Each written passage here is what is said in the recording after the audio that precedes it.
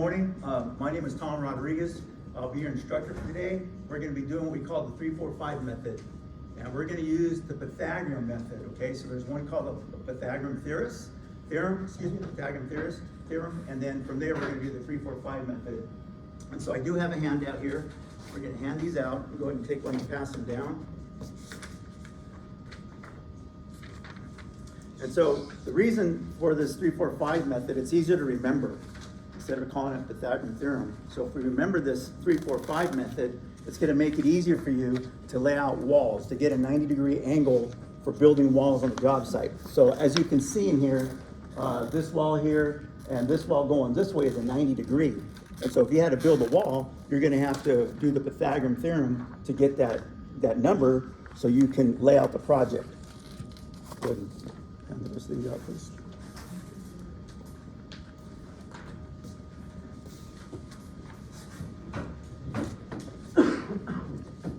So one of these has the actual layout, and one's just kind of the method. So they should be able to help you. You guys can keep these because you're going to need them later. Just remember, every time you come to school, you're going to need to do this to lay out your project once you go to the floor. And so it's imperative that each one of you learn this method because, again, out in the field, it's a race.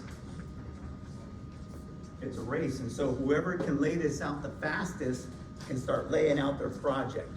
And we'll go through later on. We're going to go to the floor, actually do hands-on after this. So we'll go through the theory first, and then we'll go to the floor and we'll do the hands-on. We'll get your tools and we'll actually go lay this out. Some of you guys already have practice doing this out in the field, possibly, or you've seen them doing it out in the field. But today you're going to actually get to do it, and you're going to take turns doing it so you can learn how to do it. So the handout, this one right here, I wrote it out. Again, it's called the Pythagorean theorem, and it says a squared plus b squared equals c squared. That's an algebraic formula, okay? So a squared plus b squared equals c squared. And so we give you the 3-4-5 method, and those are the three numbers that you always have to remember because it's going to make it easy for you to remember it in your head. And so we have 3, 4, 5. So now we can sit here and put these numbers where the letters are. So now we have 3 squared plus b 4 squared equals 5 squared. I wrote that wrong, excuse me. 5 squared. Okay, so now, does anybody know what that means with that 2 right here? Power. To the power, right? To the second power. So actually that means 3 times 3, right? Twice. If you have 3, it'd be 3 times 3 times 3. So it's to the second power. So 3 times 3 is what? 9. Okay. 4 times 4? 16. You can add this up. What did that add to? 25. You got 5 times 5 is 25, right? So it makes sense. So that's the formula right there. Okay. So what we're going to do is when we go downstairs, we have columns on the floor. We're going to go off the columns and we're going to measure off 12 inches when we get out there. So you're going to come over here, you're going to measure off 12 inches. Okay, from here to here. And we're going to go to the other column and do the same thing. Measure 12 inches. And then what we're going to do, once you measure it, we're going to snap that line all the way through. It's probably not going to be square because I just wrote it up there real fast. So we're going to snap that line all the way through. Something like that. This is supposed to line up, right? Great. And now, once we do that, we're going to make a mark on that line.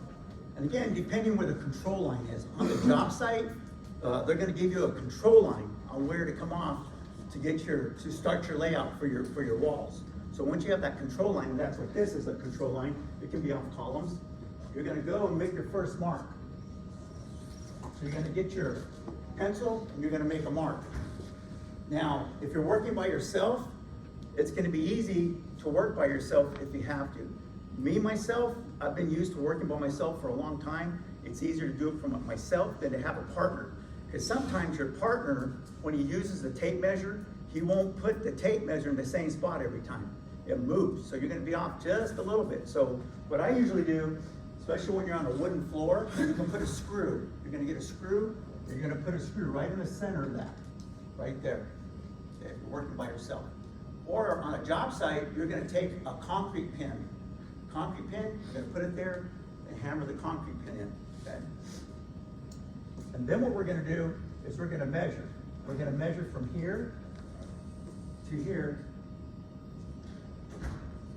3 foot. You make your other mark, right there at 3 foot, okay?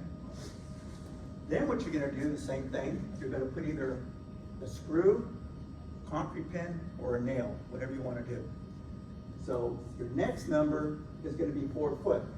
So the first one is gonna be 3 foot, the second one is gonna be 4 foot. Okay. Once you put that screw or nail there, you can go ahead and get your tape measure. On the blade, at the end, they call that the blade, the silver part of the tape measure here, this is called the blade. On this blade, they give you a slot. What you're gonna do is you're gonna hook that slot onto your screw on the floor or your pin or your nail. So you're gonna hook it when you're by yourself. It makes it easier to work by yourself. You're gonna hook it on there. And then what you're gonna do once you do that, again, we're not at 4 foot because the chalkboard is smaller. We're gonna go and hook it up there and we're gonna swing an arc. It's gonna be on there, you're gonna swing an arc. Okay? And that's gonna be 4 foot, a 4 foot arc. Okay? Then what we're gonna do is we're gonna go back to this pin or this nail, whatever we have here, and we're gonna go 5 foot. So you're gonna hook it up here. You're gonna get your tape measure hooked up there, and then you're gonna make another arc. So wherever this cross is right here, they're saying that's a 90 degree, okay? So we're gonna leave these pins because we're gonna use them still. We're gonna get our snap line. We're gonna hook our snap line right here, and we're gonna snap it all the way through the center of those 2 arcs right there. Okay? Now, if we did this right, this inside here is a 90 degree angle. Okay, and that's what we're trying to establish to get a square to build a wall off an existing wall or off a control line. Okay?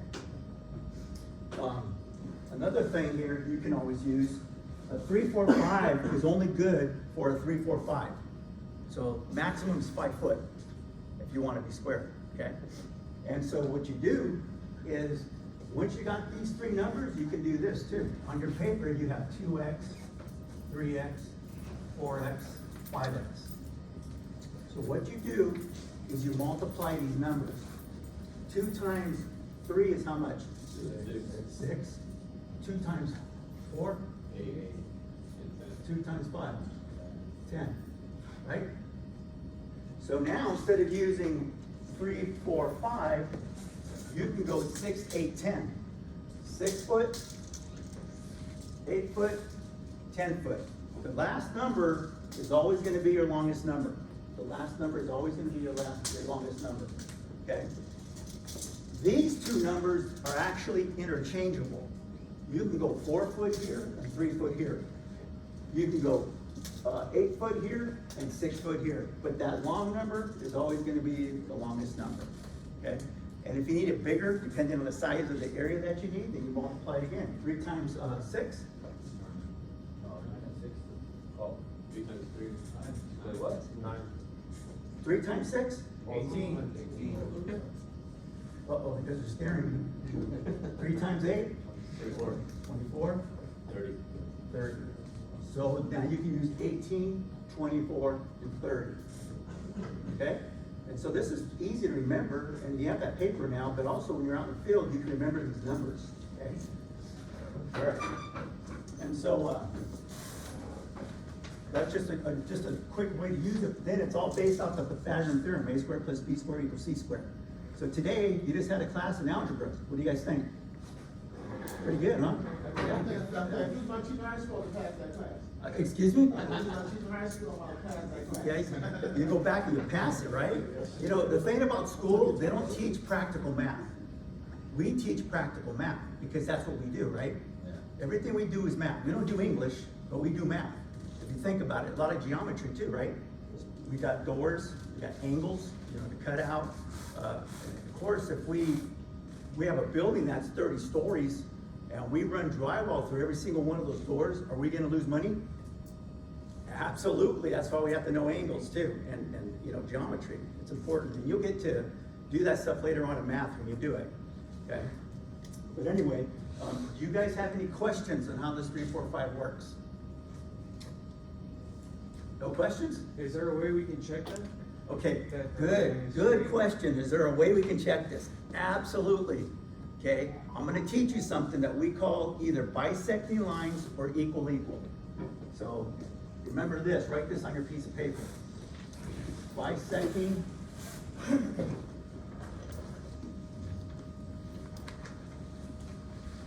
lines or equal.